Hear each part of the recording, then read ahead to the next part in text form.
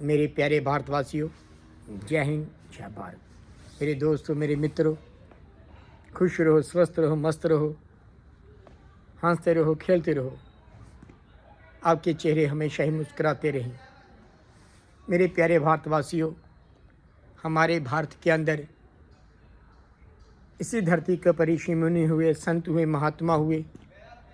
उन्हें यही पैगाम दिया वासुदेव कुटुंब का कि हमें एक परिवार की तरह रहना है, भाईचारे से रहना है, प्रेम से रहना है।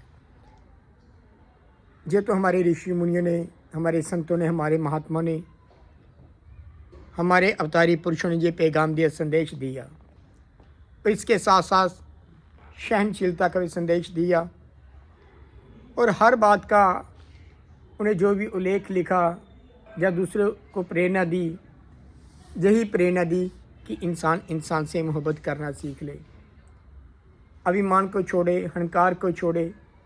जब इंसान अभिमान में होता है, अहंकार में होता है, तो कहते हैं कि वही बात कि जब वो इंसान अपने आप को सर्वश्रेष्ठ मानता है, दूसरों को नीचा मानता है। क्या उसके मुख्य दो ही कारण होते हैं। जो इंसान अपने आप को सर्वश्रेष्ठ, दूसरे को नीचा मानता है, उसके कारण दो होते हैं। जहाँ तो हमको दूर से देख रहे होते हैं या गरूर से देख रहे होते हैं। जो दूर और गरूर से देखता है उसमें अभिमान होता है, लेकिन अभिमान टूट ही जाता, अभिमान ज़्यादा देर नहीं रहता है।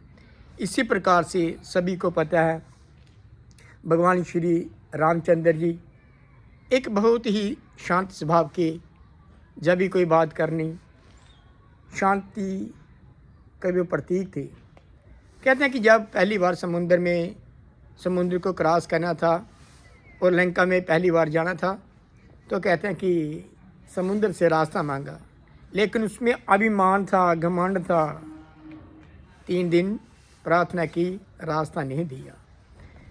लेकिन कहते हैं कि भगवान श्री रामचंद्र ने जब धनुष उठाया और ये कहा कि मैं तेरे को तो अब सुखा दूंगा,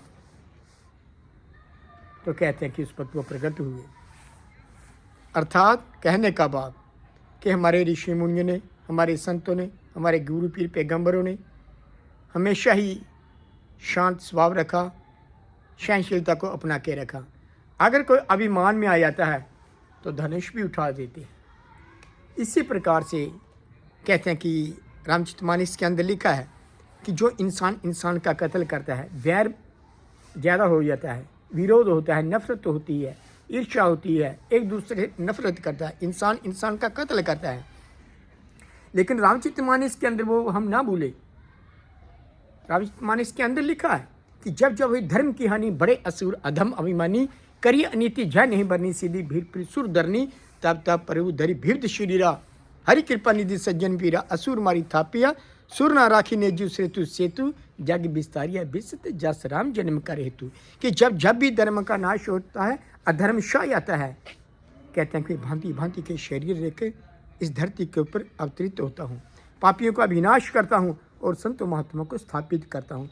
यही कारण था कि भगवान श्री रामचंद्र ने इस धरती के ऊपर जन्म लिया, पापियों का विनाश किया और संतों महात्मा को स्थापित किया। इसी प्रकार से भगवान कृष्ण जी का भी जिक्र आता है।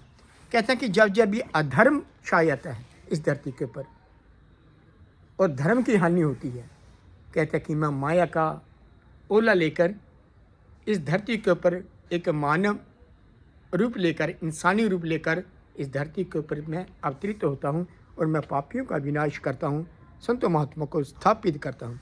अर्थात धर्म को स्थापित करना और अधर्म का नाश करना, ये हमारे संतों ने, ये हमारे महात्मा ने, ये हमारे बलियों ने, ये हमारे गुरु पीर पैगंबरों ने, ये हमारे अवतारी पुरुषों ने ये संदेश, ये मैसेज दिया। तो हम सब मिलजुल कर प्रयास करें कि पहले तो हमारा भाईचारा कायम रहे।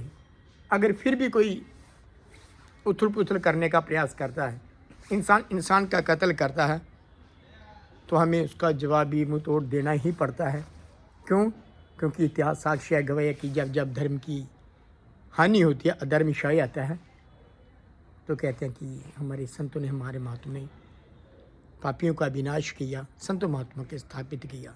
हम मिलजुल कर ये प्रयास करें कि हमारे भारत के अंदर, हमारे देश के अंदर हमेशा ही सुख और शांति हमेशा बनी रहे और इंसान इंसान से मोहब्बत करना सीख ले। इन्हीं शब्दों के साथ मेरे प्यारे भारतवासियों, जय हिंद, जय भारत।